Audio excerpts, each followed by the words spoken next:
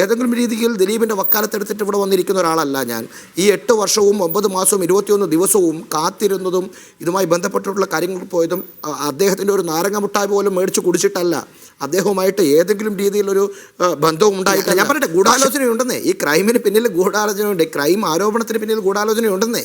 ഈ ഗൂഢാലോചന ദിലീപിനെതിരാണ്. 8ാം പ്രതി അനുബന്ധ കുറ്റപത്രത്തിൽ പ്രതി ചേർക്കപ്പെട്ടിട്ടുള്ള ദിലീപിനെതിരെയാണ്. അതിനപ്പുറത്തേക്ക് 6 പ്രതികളെ ശിക്ഷിച്ചല്ലോ, വളരെ കൃത്യമായിട്ട് കാര്യകാരണസഹിതം. അത് പ്രോസിക്യൂഷന് പ്രൂവ് ചെയ്യാൻ വേണ്ടി പറ്റിയെന്ന് കൃത്യമായിട്ട് പ്രോസിക്യൂഷൻ പറഞ്ഞ 6 പ്രതികളെ ശിക്ഷിച്ചല്ലോ. എന്നിട്ടും നിങ്ങൾക്ക് 8ാം പ്രതിയിലേക്ക് എത്തുന്നതാണോ നിങ്ങളുടെ ബുദ്ധിമുട്ട്? അപ്പോൾ എൻ്റെ മറു ആരോപണം എന്ന് പറയുന്നത് ഏതെങ്കിലും രീതിയിൽ ദിലീപിൻ്റെ വക്കാലത്തെടുത്തിട്ട് ഇവിടെ വന്നിരിക്കുന്ന ഒരാളല്ല ഞാൻ. ഈ 8 വർഷവും 9 മാസവും 21 ദിവസവും കാത്തിരുന്നതും ഇതുമായി ബന്ധപ്പെട്ടിട്ടുള്ള കാര്യങ്ങൾ പോയതും അദ്ദേഹത്തിൻ്റെ ഒരു നാരങ്ങ മുട്ടായി പോലും മേടിച്ച് കുടിച്ചിട്ടല്ല.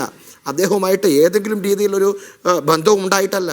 പക്ഷേ ഒരാൾ മാധ്യമ വിചാരണയുടെ ഇരയാകുന്നു എന്ന് ഹൈക്കോടതി പോലും പറഞ്ഞ ഒരു സമയത്ത്, അത് പറയുന്നതിന് മുമ്പായിട്ട് ഹൈക്കോടതിയിൽ ഉൾപ്പെടെ പോയത്, നിങ്ങളുടെ തന്നെ സഹപ്രവർത്തകരായിട്ടുള്ള മാധ്യമപ്രവർത്തകർക്കെതിരെ ഉൾപ്പെടെ കേസുണ്ടല്ലോ.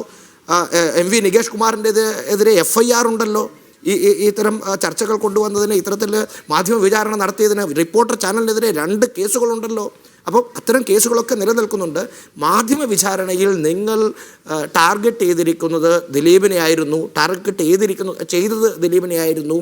അത് അദ്ദേഹത്തെ കുറ്റവിമുക്തനാക്കിയോടുകൂടെ നിങ്ങൾക്ക് നിങ്ങളോട് ഞാൻ ദയവ് ചെയ്ത് അഭ്യർത്ഥിക്കുകയാണ്.